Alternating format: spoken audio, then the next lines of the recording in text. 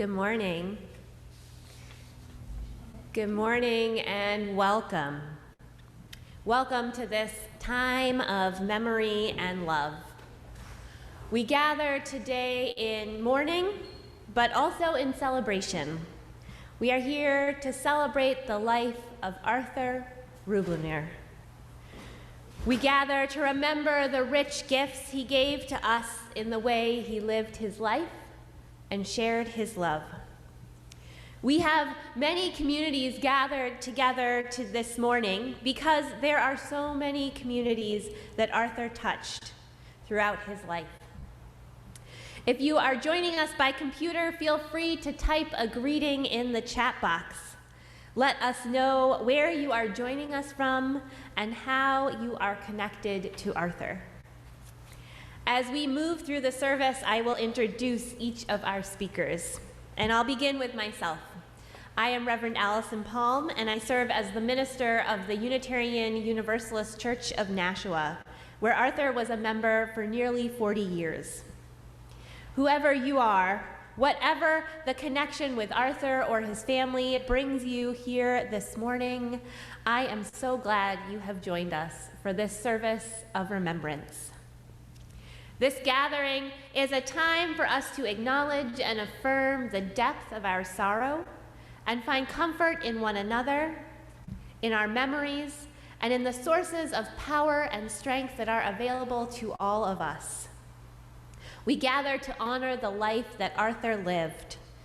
We gather to make his presence among us as real and as honest as possible, so that we might say a true farewell and send him on his way into the great mystery with our blessing. May we begin to know the ways he is with us still and always will be. At Unitarian Universalist services, we begin and end with the lighting and extinguishing of a flaming chalice. Arthur's sister, Vera Reublinger, will light our chalice this morning.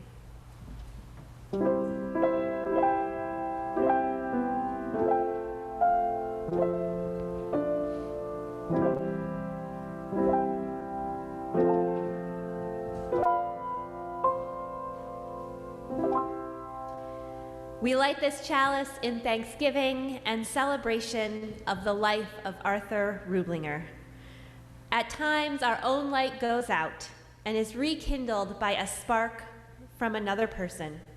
Each of us has cause to think with deep gratitude of those who, like Arthur, have lighted the flame within us. Please join in singing our opening hymn, Gather the Spirit.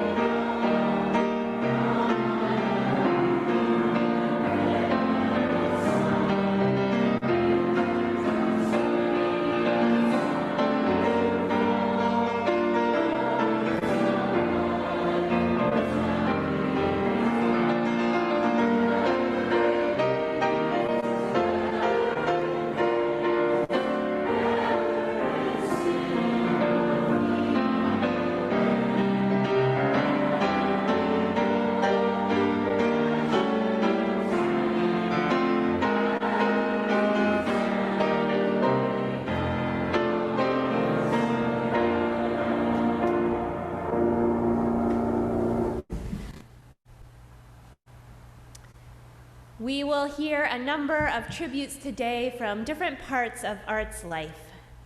Because Art had so many commitments, I got to know him over the past 6 years in brief encounters here at the church. What struck me most about him was his genuine warmth and care.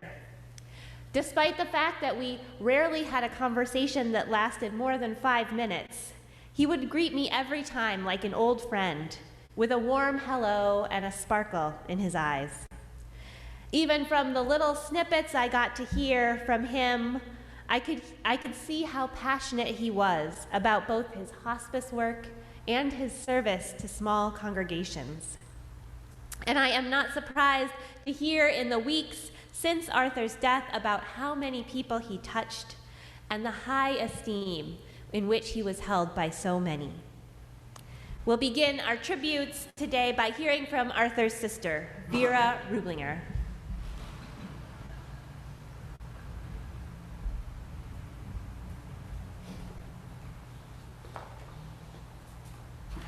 I will try to get through this. I'm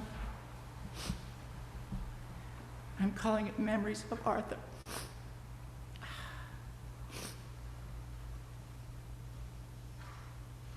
I really didn't want to be the first speaker, but then again, I brought it on myself.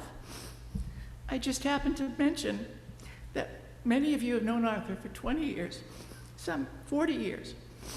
I've known him for over 70. Besides Artie and I, we grew up in a family that included our big brother Lee and our could get away with murder if she wanted to little sister Carol. In other words, Lee had status as the oldest, Carol as the youngest. Artie and I essentially had status, but we did have each other. One of my earliest memories of Artie, and I hope he forgives me for referring to him as Artie, was when I was 6 years old. He was helping me with my reading. The task was assigned to him by our mother because she knew the weaknesses of my first grade teacher at the time.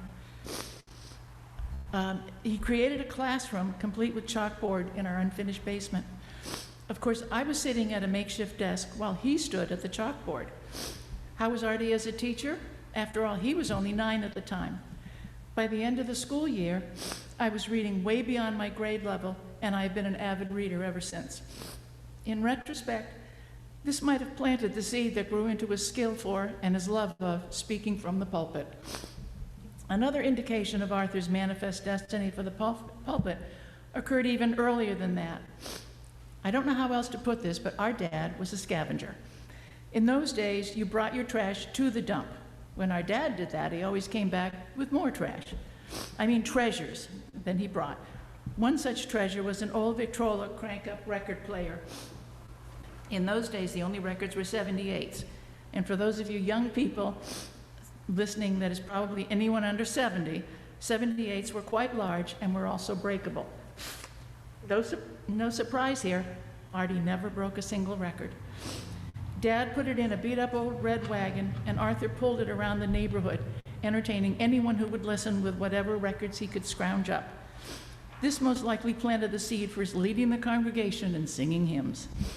As I said, Artie and I were numbers 2 and 3 out of 4 children, meaning Lee had all the benefits of being the oldest. Now, he would disagree that there were any benefits to being the oldest. Carol was the youngest, and she took full advantage of that position in the hierarchy. And Arthur had no status as the proverbial middle children. We figured out a way to make the most of that by sticking together. Okay, so he did chip one of my front teeth with a marble, and yes, he left a permanent ink mark on my upper lip, chasing me around the house. And who can forget the time he defied our parents' dictum and had me ride on the back of the bicycle until my foot was caught in the spokes? Who knew spokes could cause that much bleeding? Lee played sports in high school. Arthur had no interest in sports, but found his niche in the music department. The director of the chorus was thrilled to have a high school freshman boy who could carry a tune. The band director put a baritone horn in his hands and taught him how to play it. The chorus and the band entered regional competitions, and while we never came in first, we always were awarded some level of recognition every year. Did I mention that Arthur worked at the local fish market when he was in high school? Did I mention how he smelled when he would come home from that job? Of course, the lobster discount made it more palatable. He also worked as a waiter after starting as a busboy in a harborside restaurant in Cohasset, Massachusetts. All his life, he was a master at customer service. When he was the pastor at these little churches in Maine, he never wanted for a hot meal. The ladies of the church always saw to that. Many of you know that Arthur loved most things with four wheels, an engine, and someplace to sit. He cherished his beat-up old Rex as much as he did his little two-seater sports cars. Many of you had seen him tooling around in his beloved MR2, only in warm weather, of course. And that one is bordering on being an antique. Well, his first car that I remember was a Nash Rambler, last manufactured in 1955. The inside upholstery was in tatters, and true to form for a big brother, he was able to sweet-talk me into replacing it using fabric that our mother had discarded. It would be impossible to tally up how many cars Artie owned throughout his life. He usually had a minimum of 4 at any given time. He was also a lender of cars, and no one in need of temporary transportation was ever turned away. There is so much more I could say about Arthur's early life, but you would all be stuck listening to me for much of the rest of the day. To say that I miss him is truly an understatement. It is true what they say, he ain't heavy, he's my brother.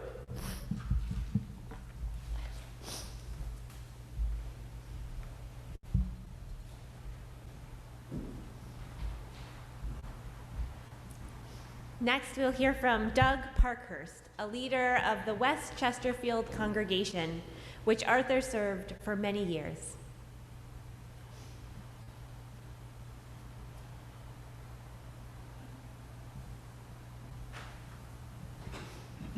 Go ahead. Go ahead. Good morning, everyone. I'm Douglas Parkhurst. My wife, Mary Lou, and I are attending the service differently this morning. She's on the computer, on the internet, and I'm on the telephone, because we live in an underserved area, and if we try to talk on the internet, we get cut off. So I decided I better try this by phone. So you won't see me, but you hopefully can hear me. We belong to the First Universalist Church of West Chesterfield, New Hampshire, where Arthur, for about 25 years, was our permanent part-time minister, pastor. 15 years ago, just about this time of year, when we first started to attend First Universalist Church of West Chesterfield. And both the rookies who were attending the church and to the veteran members of the church. Always had a smile, shake of the hand, pat of the back, and my wife always made sure that his tie was straight before he went up to the pulpit.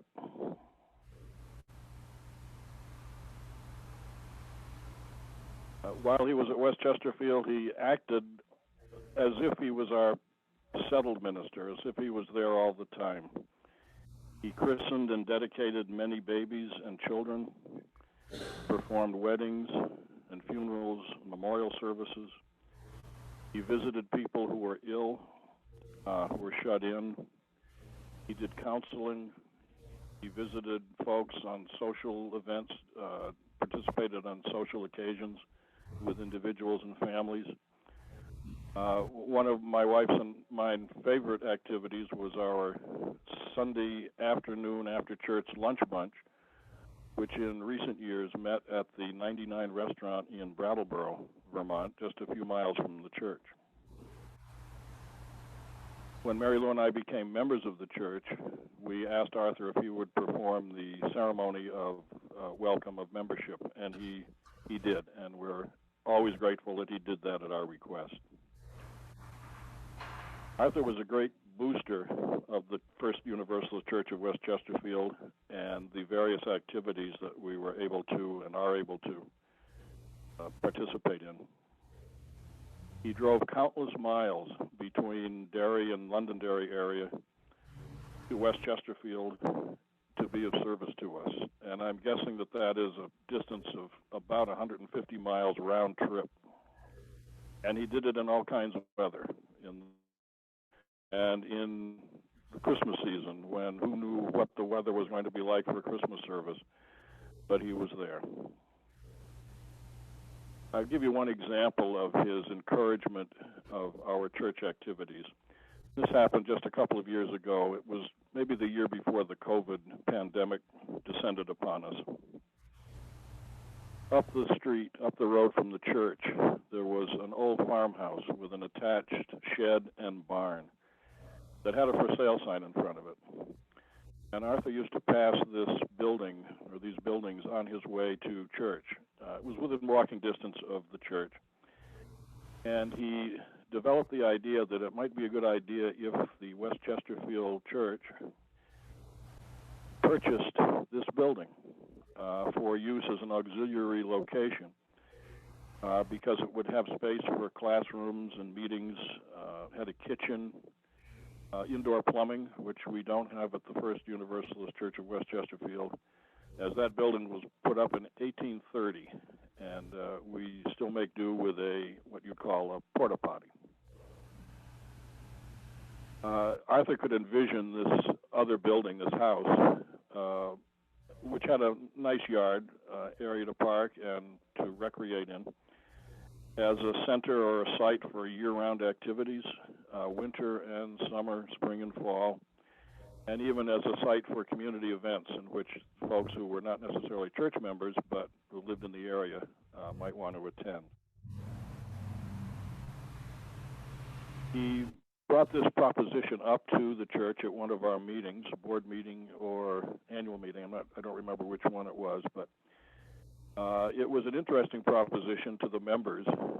But after a lot of discussion, and it probably was not something that we should try to attempt.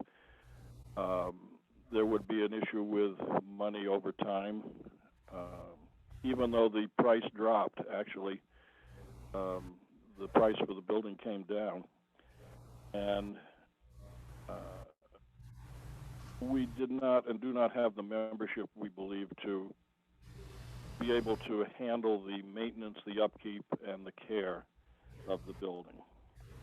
So we did not go through with the purchase. And I think Arthur was disappointed in this because he had high hopes for us and that this would help us to grow if we had this auxiliary setting. But he soldiered on with us and did not lose his enthusiasm or friendliness or anything else that he was famous for. After COVID, we didn't see Arthur, but he instituted a series of teleconference or telephone services for us last fall. And the last service that we had with him was on May 9th, which was Mother's Day earlier this year, 2021. We had planned an in-person service on June 13th on the front lawn of the church, where we could sit spread out and not be in danger of the virus. And I called Arthur a few days beforehand just to check in and see if planning was all set. And he told me that he wasn't feeling well and that he was a little concerned about making the trip over and back from Londonderry to West Chesterfield and home. So we decided it would be better to call off the service and perhaps schedule it for a later day, a rain date, you might say, later in June. Unfortunately, that didn't happen. And so our last memory of services with Arthur is by telephone, but they were as good as his in-person services were. We miss and we will continue to miss his caring, friendly, helpful, thoughtful presence and his ways. Arthur will not be forgotten by those of us who knew him. And when the definitive history of the First Universalist Church of West Chesterfield is prepared, his presence will be writ large on its pages. Thank you, Arthur. Farewell.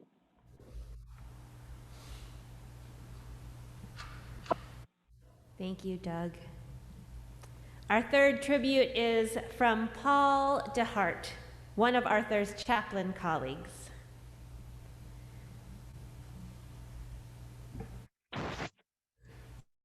Blessings to everyone who is participating in this memorial service for Arthur. Thank you, Reverend Allison, for putting this together, and for Vera for getting us all together as well. I knew Arthur as a colleague chaplain in hospice, and one of the many hospice organizations he was a part of was the one that I was with, and that was Compassionate Care Hospice. And that word really sticks in my mind when I think of Arthur. Arthur, the word compassion epitomizes Arthur. You know, the world can be a dark place. And sometimes if you recall camping and you're out in the dark and you don't know what's out there, and someone lights a campfire or a bonfire, and everybody, no matter where they are in that darkness, is drawn to that fire.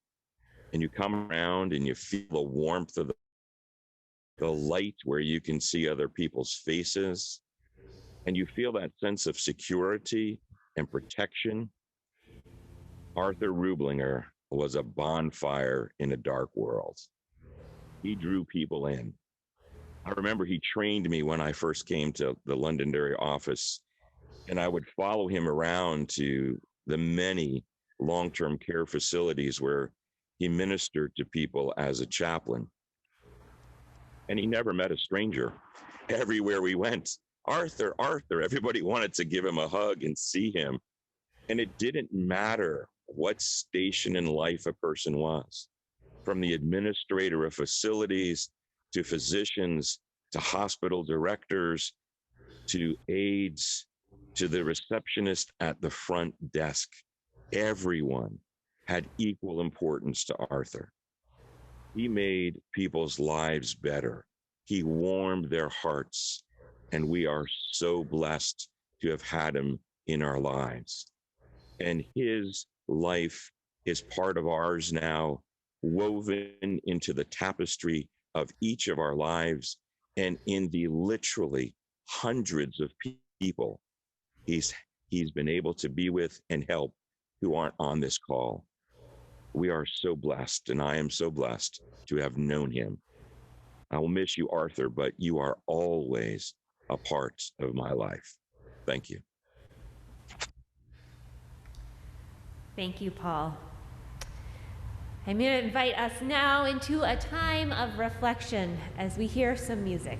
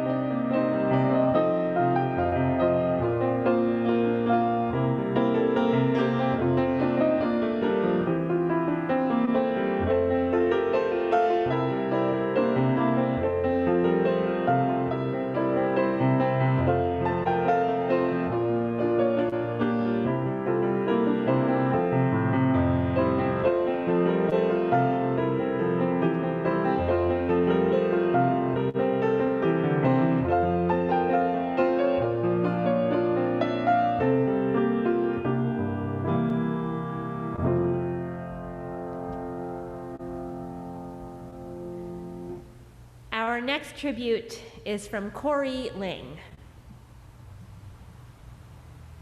Morning, everybody. As well as Paul, I also worked with Arthur at Compassionate Care Hospice. Can't say enough good things about the man. He just, as Paul said, he was just compassionate to everybody. He just brought warmth and comfort to everybody who had that, whenever he entered a room, it was just like, oh, Arthur's here. I remember a resident that I was taking care of at one of our long-term care facilities, and she had dementia, but every time she saw Arthur, she just lit up. I'd be like, oh, look who's here. And she would come in and he would give her a hug and a kiss. And it was just like the best thing to see.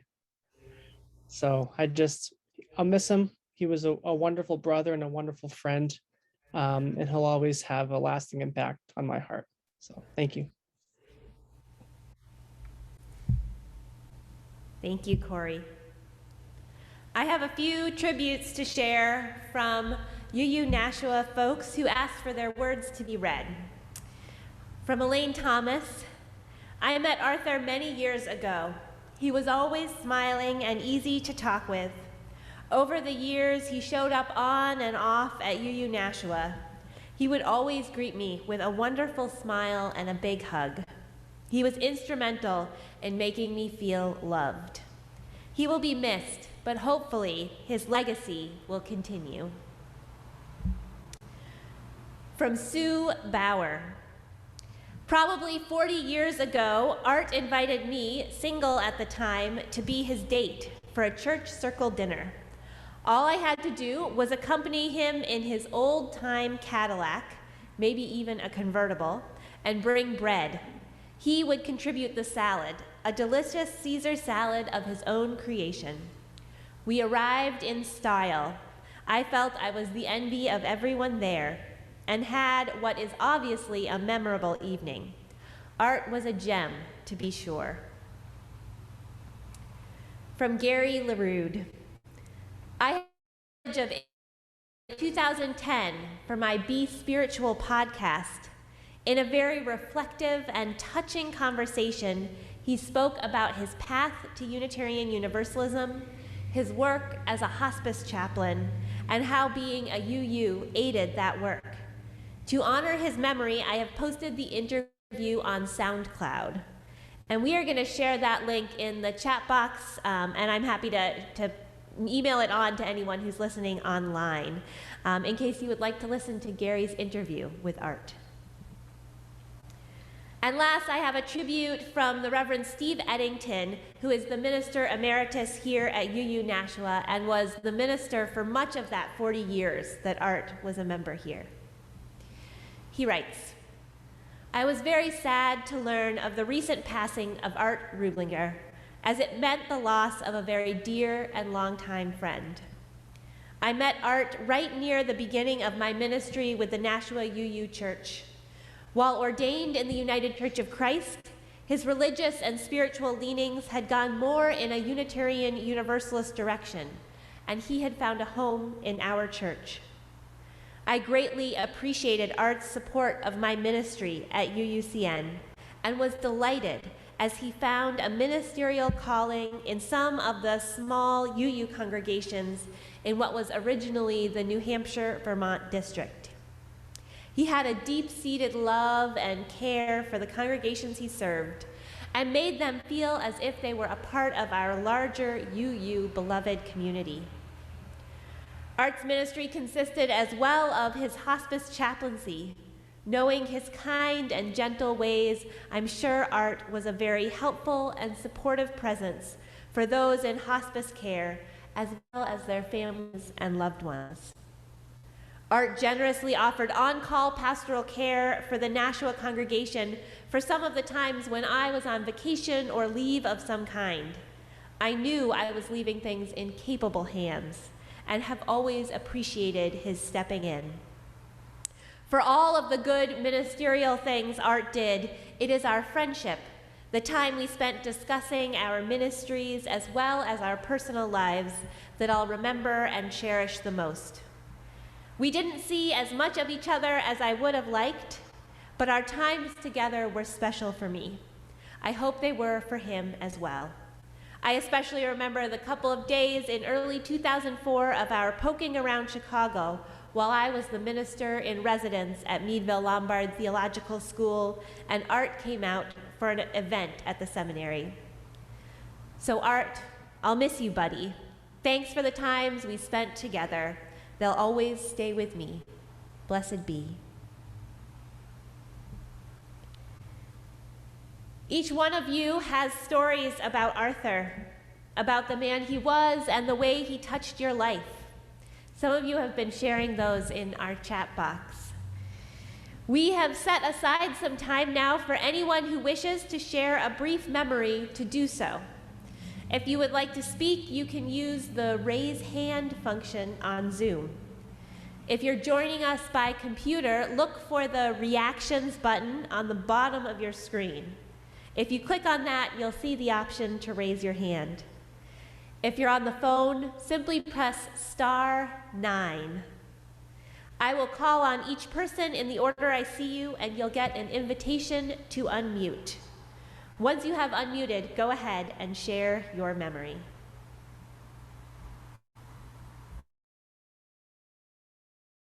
Johnson.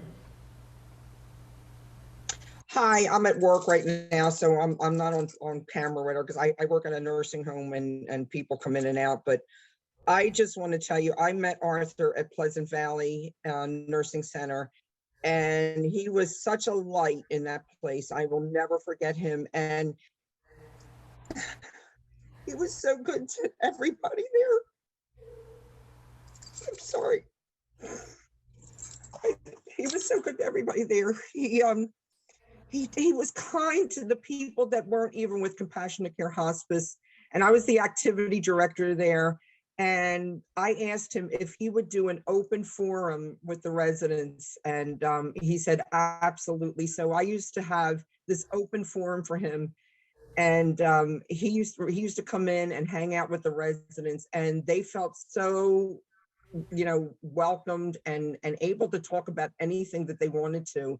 It was just such a blessing. And right now I have Arthur's precious dog, Atticus. And Atticus is a beautiful reminder of Arthur to me. So I have his dog, and I'm so grateful for his friendship. I will never forget him because I live by myself, and he was always there to help me and just be a blessing. What a wonderful man. I miss him so much, guys. I just really do. I'm praying for Arthur's family, that you guys are comforted by the Lord. Thank you. Thank you for letting me speak. Thank you, Maureen.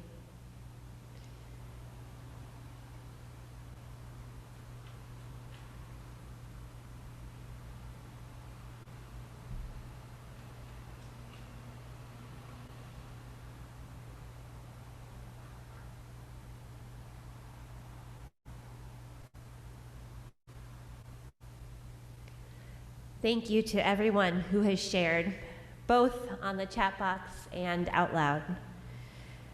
Arthur lives on in all of the memories that we have shared today and in the stories that I know you will keep sharing with one another in the weeks, months, and years to come. Sometimes it's not until a person has left this world that we're able to step back and take stock of all that they have given us, all that they have given to the world.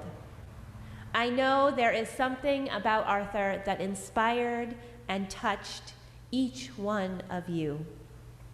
In remembering that, in continuing to learn from him, we keep his spirit alive. In the spirit of all the love that Arthur shared with the world, I invite you to join in singing our closing hymn, Love Will Guide Us.